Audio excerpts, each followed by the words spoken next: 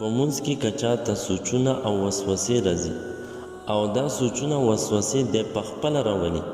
د دنیا څه کاروبار یا د بل څه سوچ کوي بل څه وسوسه کوي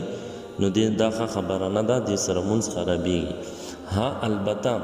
که دی په خپله نه راولي غیر اختیاري طورمنتې د ته سوچ راشي غیر اختیاري طورمنتې په مونځ کې ورته وسوسه راشي نو داسې قسم ته وسوسه به معاف ته څه غیر اختیاري طورمنتې او په دې باندې مؤاخذه او گرفت نشته د سوچونو وسوسو ختمولو دپاره طریقه دا ده چې ټولو نه اول سړی خو دا سوچ کوي چې زه دا مونځ ته ودرېږم دا د الله په بارګاه کې ودرېږم د الله په دربار کې ودرېږم چې کله یو سړی دا سوچ کوي چې زه د الله بارګاه د الله په دربار کې ولاړ یم دې ته به نور سوچونه وسوسې نه راځي دویم دا په مونځ کې دی کم الفاظ وایي هغه الفاظو معنی د ته پته شته نو د الفاظو یلو سره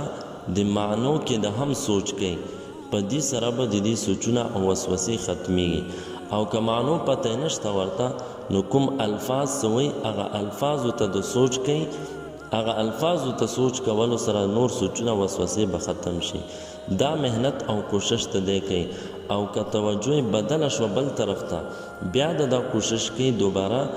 توجه در بدله کی دغه الفاظو طرف ته د سوچ کی نو د سره به دا متوجه مونځ طرف ته په دې کې به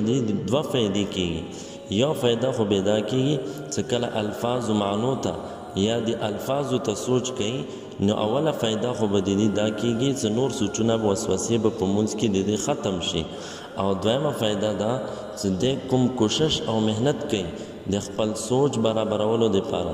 خپل توجه برابرولو دپاره خپل ځان مونځ ته متوجه کولو دپاره د کوم سوچ د کوم مشقت او محنت کوي په دغه مشقت او محنت باندې به دې ته خپل په خپله اجر او ثواب میلاویږي نو یو خو به سوچ هم برابر وي او دویمه فایده به دا شي چې اجر او ثواب به هم په دې محنت او مشقت ورته میلاویږي